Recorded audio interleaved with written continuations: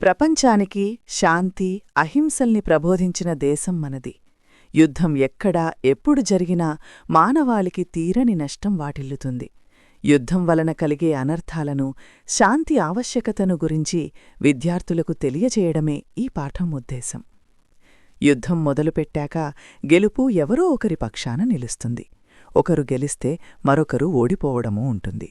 యుద్ధమంటేనే గెలుపు ఓటములు కలగలిసి ఉంటాయి. ఒక్కోసారి ఎందుకూ కొరగానివాడు కూడా యుద్ధంలో గెలుపును పొందుతాడు. అయినప్పటికీ యుద్ధంలో విజేత అయినవాడికంటే యుద్ధాన్ని జయించినవాడే నిజమైన విజేతావుతాడు. అనేక సంవత్సరాలు గతించిపోయినప్పటికీ అలాంటివాళ్లు ఎప్పటికీ ప్రజల హృదయ విజేతగా ఉండిపోతాడు. పటిష్టమైన సైన్యం, తగినంత సంపదలు ఉన్నవాడు అవి ఎంతమాత్రం లేనివాడిమీద గెలవడం గెలుపు ఎలా అవుతుంది?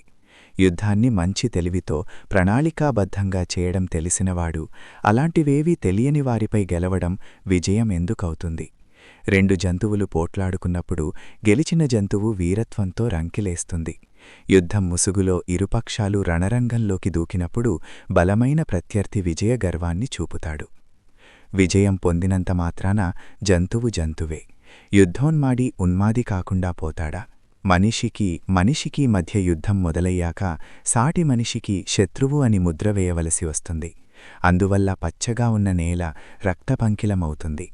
రాజ్యంపై కాంక్షతోనో, రాణివాసం పట్ల వ్యామోహంతోనో, పదవులు అనుభవించాలనో, తన పౌరుషాన్ని ప్రదర్శించాలనో యుద్ధమనే పిచ్చిని బుర్రలోకి ఎక్కించుకుని మానవజాతి నాశనానికి కారణమవ్వాల్సి వచ్చింది. వారంతా యుద్ధం కారణంగా మరణాన్ని త్వరగా చవిచూడలసి వచ్చింది. శత్రుదేశమని, రాజ్య విస్తరణమని లక్ష్యాలుగా జాత్యహంకారంతో గతంలో బాణాలతో, ఇప్పుడు బాంబులతో యుద్ధాలు జరుగుతున్నాయి. యుద్ధమంటే ఒకరినొకరు చంపుకోవడంగా మారింది. మానవజాతికి నివాసయోగ్యమైన భూమిని మాంసపు ముద్దలుగా మార్చేసింది. అభంశుభం తెలియని అమాయకపు బాలల మోముపై చిరునవ్వుల్ని చెరిపివేసింది. విచ్చుకున్న పూలను కోసి పారవేస్తున్నారు. ఎగురుతున్న పక్షులను పట్టుకుని రెక్కలు విరిచేస్తున్నారు. మబ్బులను చూసి సంబరపడి పురివిప్పి నాట్యం చేస్తున్న నెమళ్ల కాళ్ళు తొలగిస్తున్నారు. చక్కగా ఆడుకుంటున్న జింకపిల్లల కాళ్ళు నరికేస్తున్నారు. ఇలా సమస్త జీవులకు నివాసయోగ్యంగా ఉన్న అందమైన ప్రకృతిని పాడు చేయడమే యుద్ధంగా భావించవలసిన పరిస్థితి దాపురించింది. మానవజాతిని, ప్రకృతిని, సమస్త విశ్వాన్ని వినాశనం చేసే యుద్ధమనే ఆటలో గెలవడం వీరత్వం కాదు, అది పశుస్వభావం.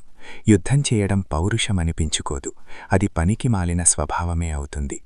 అశోకుడు కొన్ని వేల మంది చావుకు కారణమై యుద్ధంలో గెలిచినప్పటికీ పశ్చాత్తాప హృదయంతో యుద్ధాలు చేయడం మానేశాడు. యుద్ధాన్ని తిరస్కరించి సిద్ధార్థుడు భార్యాబిడ్డలను, రాజ్యాన్ని త్యాగం చేసి ప్రజల హృదయాలను గెలిచి నిజమైన విజేతగా నిలిచాడు. అసలైన విజయమిది అని నిరూపించాడు.